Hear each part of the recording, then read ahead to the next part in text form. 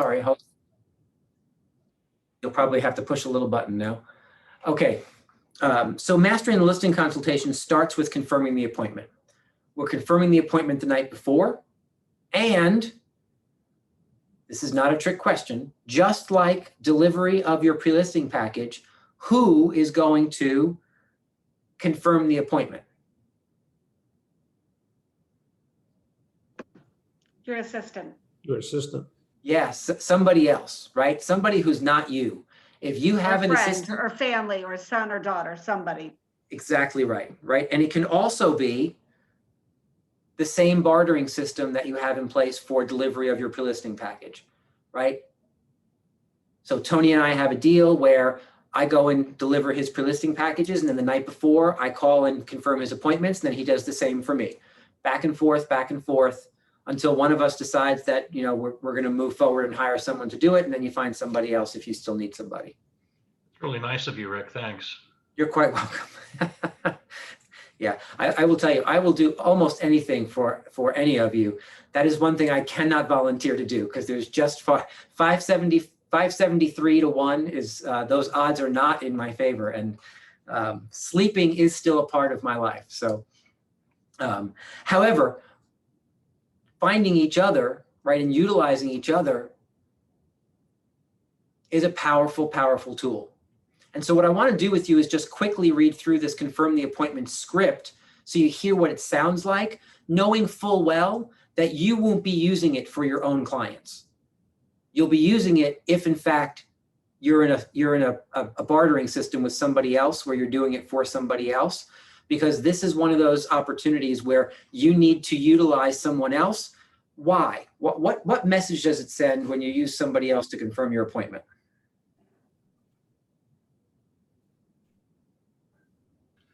You got a big operation going. Yeah, that's exactly right, right? I have people for that, right? You want to make sure that you're sending that message, right? My daughter recently had some surgery done. I think if her surgeon at 8 o'clock the night before would have called her personally to remind her not to eat after a certain time and to arrive at the surgical center at 7 a.m., I think I would have canceled the surgery. Like, wait a minute, why are you calling? Like that involves your fingers. Why aren't you, like, your hands should be resting? You're going to be cutting into my child tomorrow. Like, so you need to make sure that you recognize that part of winning this game is playing this game, right? And part of playing the game is to appear perhaps bigger than you currently are. And one of the ways we do that is to use each other from a team perspective to help fulfill some of these roles if you don't have somebody yourself. Here's the other thing I asked a lot. Why do you confirm the appointment the night before? And the reason people ask me that is this, because they go on to say, aren't you just giving them an opportunity to cancel if you call them? And my answer to that is no. If they're going to cancel the appointment, they're canceling it whether you call them to confirm or not, right? You might as well know the night before whether you have to schlep yourself over to Newtown or schlep yourself down to Wilton or schlep yourself up to Bethel or whatever that looks like for you, right? Because without confirming the appointment, you end up in a position like I was in a couple of years ago. Well, it's actually not a couple of years ago. It's many years ago now, where I got a call from someone to list a house that I was really crazy excited about, because this was an awesome opportunity. It was a gorgeous little white farmhouse on Farmingville Road, gorgeous land. I'd always admired the house. I marketed to the house. They were part of my farm. I was so excited to get the call. And I set up an appointment with them. It was July, so it was hotter than Hades, kind of like it's been the last couple of days. And until last March 19th, for those of you who know me before last March 19th, what you know about me is that I was always a suit and tie guy. This whole t-shirt with a sport jacket and khaki pants thing is only since March 19th of last year, when we decided to shut down and I was coming to the office by myself, right? So this is still only a year plus old. Somebody showed up in a tie today and I thought, oh, my ties. I miss my ties. Right? They're very lonely in my closet. I haven't worn a tie. I think I had to go to a funeral one time last summer. I took out a tie. So what's my point? My point is, it was July. It was like 2 o'clock in the afternoon. The sun was blazing. It was 1999 or 2000. So I can tell you, I didn't have a cell phone in 1999 or 2000. So the way I got my messages was going back to the office and dialing in for my voicemail from the phone on my desk. And I got to my appointment at 5 minutes to 2. And I sat in the driveway for 2 minutes, and then I got out and I knocked on the door, and I stepped back, and I was excitedly ready to meet these people in person. And no one came to the door. And so I thought, well, maybe I didn't knock loud enough. So I knocked again, and then I tried the doorbell. And then I took out my bullhorn and started to scream in the windows. And I thought, well, maybe they're just running late. So I sat on the front porch in the blazing hot sun in my suit in July when it was 104 jillion degrees. What's my point? Like a fool, I waited there for 50 minutes. Wasted your time. 50 minutes. I even started to walk around the house, peering in the windows, thinking maybe something's happened. Maybe they choked on a chicken bone. Maybe they're in there. Maybe like get it through your head. I was so dense. They totally stood me up. I finally went back to the office, like wringing my clothes out because I was drenched and disgusting.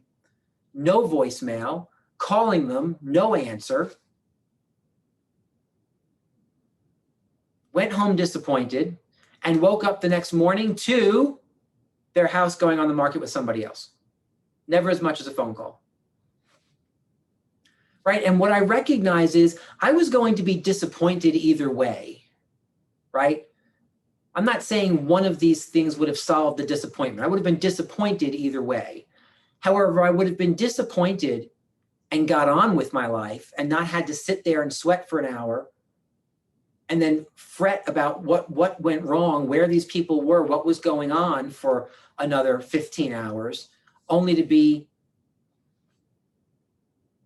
shown my way to the door, proverbially, the next morning when it went on with somebody else, right? P.S. Never spoke to those people ever again. They never bothered to call ever again. And mostly I could have filled that time with something more productive than sitting on their front porch sweating. Maybe I lost a pound in sweat. Maybe that was the only good thing that came from that, right? But other than that, it was a waste of my time. And had I called the night before or had a call made the night before, I could have saved myself all of that, right? So don't underestimate the power of confirming the appointment. I actually have a couple of clients who will not get in their car and go on an appointment unless it's been confirmed. Like if the call is made and the client hasn't called back to say, yes, I will be there at 2 o'clock, they don't go. And then when the client calls at 5 after 2 and says, I thought we had a 2 o'clock appointment. Well, yes, we did. We've called 3 times to confirm it. You know, it's like when you send the Sears repairman to your house, right? If you don't answer the phone and say, yes, I'm home, guess what? They skip you. They go to the next person, right? All right. All we have is time. That's right. And you got to use it wisely. So let's go through and let's read this listing consultation script. Somebody go ahead and read it for me. I'll play the person on the other end of the line.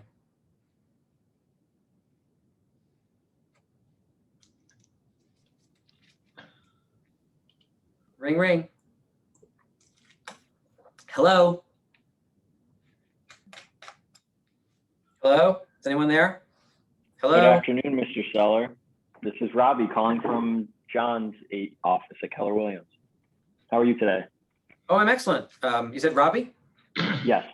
Oh, great. I was just calling to confirm your appointment with Annie for tomorrow at 4 p.m. in our office at 123 Main Street. Annie's looking forward to meet you. I already changed Annie's name by accident, whatever. Annie's looking forward to meet you to discuss the sale of your home and wondered if there's anything specific that you wanted to be certain that she covered. You know what? That's a great question. I'm assuming she's going to talk about the pricing of my property. Yes. Yeah. Okay. Yeah. Other than that, I don't know that there's anything else. Perfect. I'll be sure to let her know. Also, were you able to review Annie's pre-consultation package that was delivered to you? Yeah, absolutely. Do you have any questions about that? I don't know that I do. And were you able to complete the seller homework pages? Yeah, I believe those are all taken care of. Yes. Great. Annie will look to review those with you when you meet her tomorrow. Annie's so excited to meet with you and looks forward to seeing you tomorrow at 4 p.m. In the meantime, if there's anything we can do for you, please do not hesitate to call. Have a good afternoon. Thank you. You as well. Perfect. Thank you, Robbie. So here's the deal. Short and sweet, right? Short and sweet. We're just basically confirming for tomorrow, making sure that there's nothing that's really burning a hole in their brain so that we can report back, right? If Robbie was doing that on my behalf, all I would expect from him is a text saying, spoke to the Smiths, you're good for 4 o'clock tomorrow. The only thing they asked about was pricing. Right now, in some circumstances, there might be more questions. Now, again, Robbie and I have already had a conversation that says, okay, if they ask questions, it's not your job to answer them. It's your job to write them down and say, you know what, these are great questions. Let me get these to Rick. And if he needs to reach you tonight, can you be reached at this number?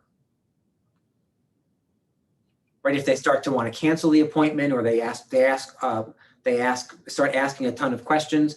Right. So our job is not, when we're these people, our job is not to answer the questions. Our job is to take the questions down and pass them on to the listing agent.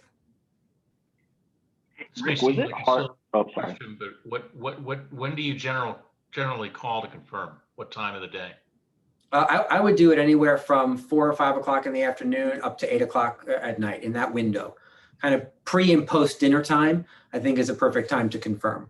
Okay. What else, Robbie? How hard was it for you to like transition from like letting someone do this for you? Like having someone you trust and that you know will do a good job. Because I feel like you're very I imagine you were very on top of things, and I feel like, and knowing me too, it'd be hard to be working so hard to get these appointments, and then it's just one weird comment on the phone or one, it's just, I don't know. Is that hard for you to find people? Yeah, so it's a great question. And my honest answer is it was really hard for me because I am an absolute control freak, right? And so I want my arms around everything and my hand in everything.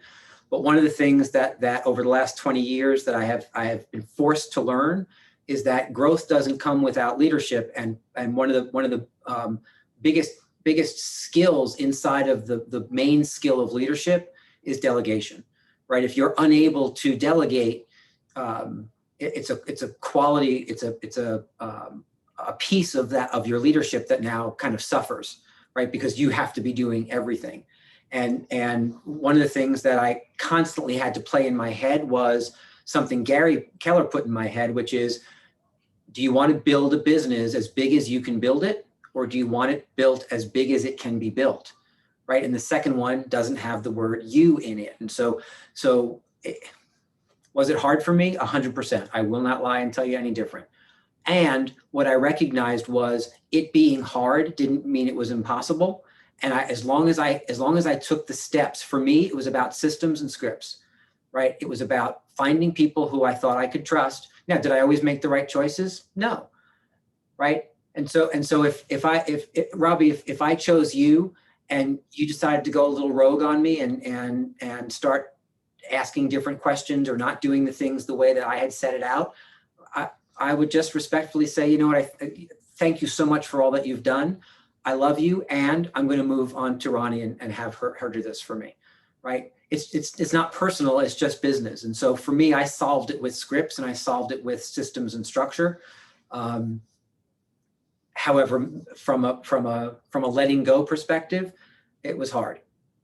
But that's still for me today. That's still something I continue to work on. Like as my companies get bigger and bigger, there's more people involved. I have more staff today than I've ever had in my entire life.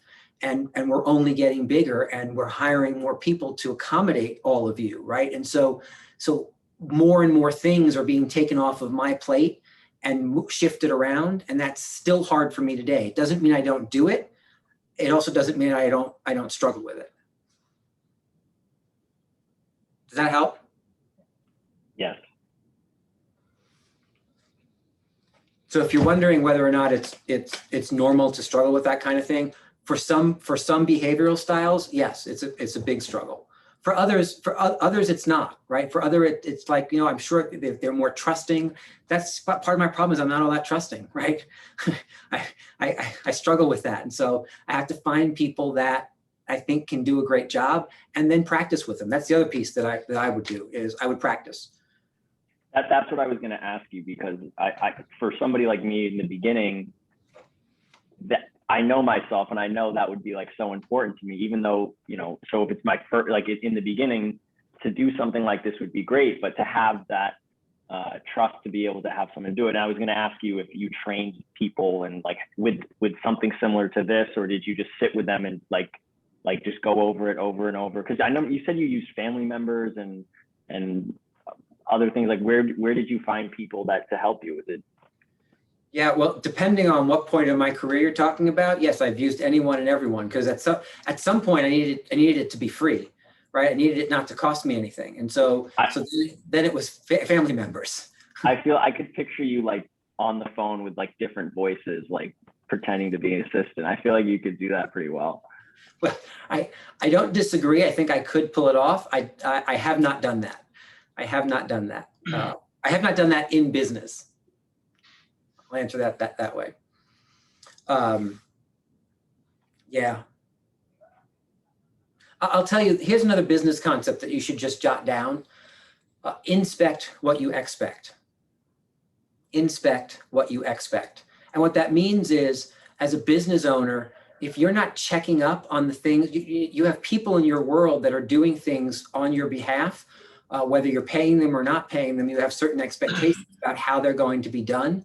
If you're not inspecting what those expectations are, first of all, if you're not clear about what your expectations are, well, then how is anyone to know what to do, right? Once you communicate those expectations, if you're not following up and inspecting that, well, then you kind of get what you deserve, right? Because now you're in that version of business that is, you get what you tolerate. And if you're not paying attention to it, I'll give you an example, right? Every once in a while, I'll ask your team leaders, whether that be Dan or Carlos or Steve, to call me out of the blue. Don't tell me when you're calling, but call me and try and get an appointment with me. I want to hear what they're saying to other agents. Or if I'm in a particular location and they have some time and I have some time, it's like, hey, you know what? Let's just do a quick 30-minute, like sit down, like recruit me. I want to hear what you're saying. I want to understand. I have to inspect what I expect. I expect them to be good at that. Their numbers tell me that they have success, but if I'm not then diving in and inspecting it, if I'm not looking at it with my own two eyes and listening to what they're saying and helping coach them to do things a little differently or be more succinct or be more effective or efficient, well, then if all of a sudden they're not hiring at a level that I expect them to be hiring at, it's more on me than it is on them. Because as the business owner, I need to keep my finger in the, you can take your hands off the business. That's called delegation. You never take your eyes off the business. Right? And so you need to watch what goes on. Right? With our MCAs, they handle all of our money. Right? There's not a small amount of money that goes through these businesses in the course of any week, month, or year. And between Lisa and Deb and Sam, they handle all of it. However, I inspect what I expect. I spot check it. We sit down unannounced, it's not that I don't trust them. Just as a business owner, part of my job is to inspect what I expect. So it's a matter of utilizing that idea and that structure to set certain expectations in place, practice them, and then be okay getting out of business with people if in fact it's not going the way you expect it to go. Does that make sense? Was that a long answer to a short question? It's just so funny that this business, and I think a lot of sales, is so full of misnomers. And one of them is, hey, you've got a great personality, and that's all well and good, but good sales and any good business is systems and structure. Because if you don't have it, you'll be good maybe, but you're probably just not going to be very good. You may be good, but if you don't have systems and structure, you're just not gonna go very far. Yeah, I would agree with that. And in his book, My experience.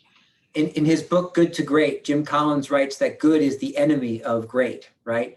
It's not a version of, good is the enemy of great. And I love that quote, because it rings so true, right? And echoes in what Tony is saying. If good is the enemy of great and you're good at your job, well, that's the enemy of being great at what you do, right? And here's what's real. You can't scale good. You can scale great because you've now brought systems and structure into place, because systems and structure is what allows you to scale and grow. Without those, you remain in good, and good is really difficult to scale. I've experienced both. I've run businesses that were good, that didn't have the systems and structure, and tried to scale them only to fall flat, right? And I've run businesses that do have systems and structures in place that have grown really beautifully. Very true, Tony. All right, one last thing I want to point out to you. If you notice in the third paragraph of the confirm the appointment script, it says, last sentence, Annie will look to review those with you. So Robbie asked then about the seller homework. Why do you ask about the seller homework? What is real most times? Even though you say, hey, did you do the seller homework? They almost always say what? I didn't get around to it. Right? They almost always say yes, but they actually haven't done it. Funny. This I find in my experience that when you ask that in a confirm the appointment question, 80% of the time, people will lie just right to your face. Yes, absolutely, no problem, which is why we follow up with, that's great, right? Robbie's going to look to review that with you when he shows up to list your home tomorrow. Because now they say, okay, great, thanks so much for calling, hang up the phone, and someone's saying, honey, did we get some homework in that thing that realtor dropped off? Because apparently we have something to do for tomorrow. So when you leave that out, you set yourself up for arriving at the house and having that not be done. Don't think that just because it says in your cover letter, please complete these 3 things on seller homework, that they're going to follow the rules. That typically doesn't happen. That's why you have to remind them and then make a point of saying you're going to look to review that information with them when you have the appointment. It's what pushes them to go back, find it, first of all, and then actually play with it and do it. Make sense? And lastly, that line is an assumptive close, right? Did you hear what it said? Robbie's going to look to review those with you when he meets to list your home tomorrow. When he meets to list your home tomorrow. It's an assumptive close, right? So we're already painting the picture that when Robbie shows up tomorrow, he's showing up as your listing agent. We're going to continue to hammer that home, right? We're going to send the pre-listing package. Look, I'm your listing agent. I'm already doing the work for you. Have the keys ready for me. Then we're going to confirm the appointment, and we're going to send that message again. Hey, no worries. Robbie's going to get there. He's already your listing agent. He's just going to come and list the property tomorrow. No worries, right? So it's creating comfort and an assumptive close. And when you marry those 2 things together, I'm going to tell you, it's a beautiful package. Yes, Tony. I have a confession. Yes, sir. Maybe this is I just need to be told to get over it. I sometimes have a problem with the assumptive close. Does anybody else? I mean, do you work through it, or how does that? When you say a problem with it, what do you mean? Well, when I say it, I know I'm saying it and I feel like I'm being pushy. Hmm. And maybe that's just me being in my head. Yeah, so what I would encourage is what if you chose to kind of change your inner voice around that? What if instead, with assumptive closes, you told yourself that you were, because making sure that these people chose you because you knew that you were going to take care of them at a high level versus them hiring somebody who was going to do a crappy job? Right. What if that assumptive close became, without me pushing them further along the path here, I'm risking them making a bad decision. That has nothing to do with you. It has everything to do with their results. Good point. Okay. So I just think it's a mindset switch about. Oh, it is. Yeah. That's why I brought it up. Yeah, 100%. And here's the other thing I'll say about that. Remember that you're always modeling behavior. And as we talked about on Tuesday, do you want to model behavior of someone who is laid back and casual as it relates to the sale of their most valuable asset? Or do you want to model behavior about someone who is on top of things, professional and aggressive? I'll use that word again because I think it's a positive word in this scenario, and aggressive about their most valuable asset. I think I would err on the side of the second set of adjectives versus the first if I was modeling behavior for someone.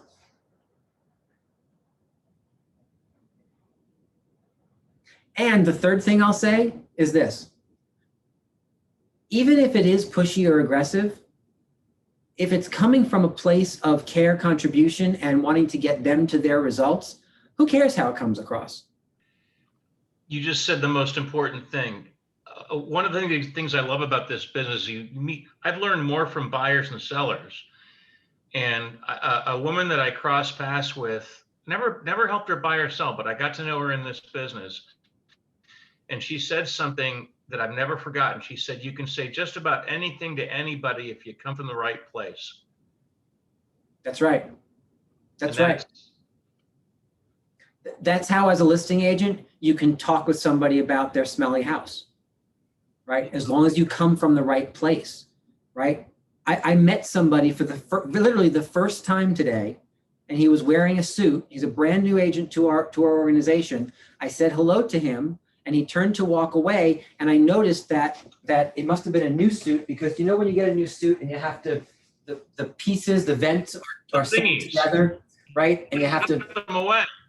Right, and you have to cut the threads to open the vents. Well, he had done that, except the threads on both sides were still attached, and so they were hanging down.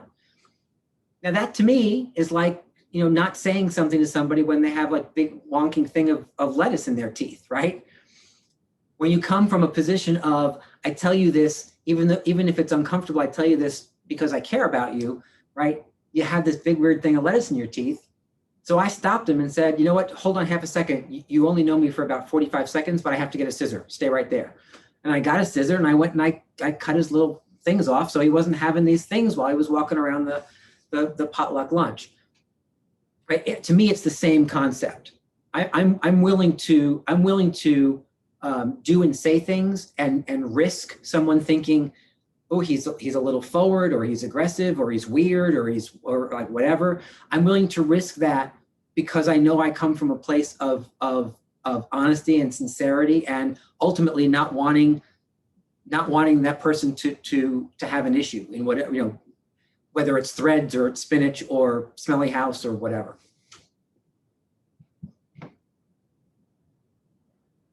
And you know what? In all of that, I think the most important word I just said is authenticity. If you can come from a place of authenticity and you're sincere in you,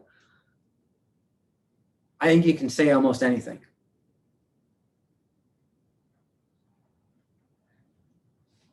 One of the things that I've learned as a coach in my years of coaching, 10 years ago, if you would have told me that I would say some of the asked questions of people that I ask of them today, because they ask me to. I mean, they ask me to ask. I mean, their expectation is that I'm going to ask the tough questions, right? That's why somebody hires a coach. But I'll tell you what, some of the questions I get to ask people today, I was not prepared to have to ask some of those questions, right? Sometimes they're personal questions, and I don't mean about business or about money, right? I'm way past that. I mean, sometimes I've had to ask people questions about spending habits of their spouse, right? Because they kept showing up being in trouble. And when I asked questions about how things were going in the business and how things were translating it, I couldn't figure out where all this money was going. So I had to get kind of aggressive about figuring out how to help this person not go bankrupt.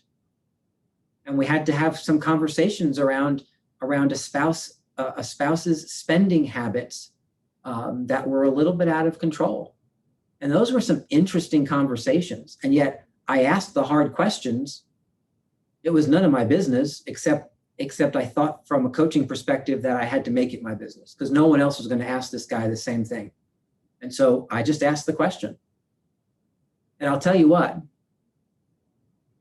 4 years later,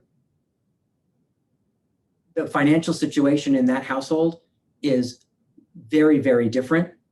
And I also, in my heart of hearts, believe I saved their marriage, because that issue that was not being addressed by either of them in their house, they didn't even realize it was ripping them apart, because it created so much stress from a financial perspective that then seeped back into, and one of them was resenting the other, but they just weren't talking about it. So I forced the conversation out into the open, and the fun part was the three of us got on a call one time and we all got to talk about it. Woohoo! But you see my point, right? My point is I never expected, like I'm not a therapist, I'm not a counselor, I'm not a social worker, but in that scenario, in order to help that person that I was coaching from a business perspective, do better business and show up the way he wanted to show up in his business, we had to solve some problems that were occurring at home. And it was a scenario that he himself did not know how to address. I didn't know how to address it either. I just knew we had to talk about it. And once someone is courageous enough to put it on the table and we started to talk about it, we came to some solutions, right? We literally drew up some plans that said, this is the amount of money that can be spent and on what each month. And we're going to live that way for 12 months straight to rescue ourselves from the place that we're in, such that we can get rid of that schedule and not have to worry so much. That's exactly what's happened. It was just a matter of retraining some thinking around so somebody thought they were entitled to a whole lot more than what could be afforded was what was happening. Anyway, you get my point, yes? Have you noticed I'm not very good at answering short questions with short answers? Sorry about that. But I hope that some of these stories are illustrative of the kind of the bigger picture that we're talking about, right? A lot of this stuff seems like simple business 101. You chose to be in business with human beings, and you chose to be in business with human beings at one of the larger stress points in life, right? Marriage, divorce, death, and birth are the four other ones, right? That and buying and selling a home. So we get to insert ourselves in a period of time that's high emotion and high stress and high a lot of things. And so you sometimes get kind of sucked into the personal side, and you have to be able to balance it out. Which is why I say to you, from the right place, from a place of authenticity and of help and of care, you can have conversations around almost anything. And I'll tell you what, once you experience that and learn it and take it to heart, it's kind of freeing. It's kind of freeing, right? Because today I would much rather err on the side of someone saying, you know what, Rick, thank you, but that is like so not your business, which has been said very rarely to me, right? Very rarely to me. I think it's better to be in that place than to just get frustrated with your buyers and sellers, because I've tried that and that don't work. Yeah, no, you're right about that.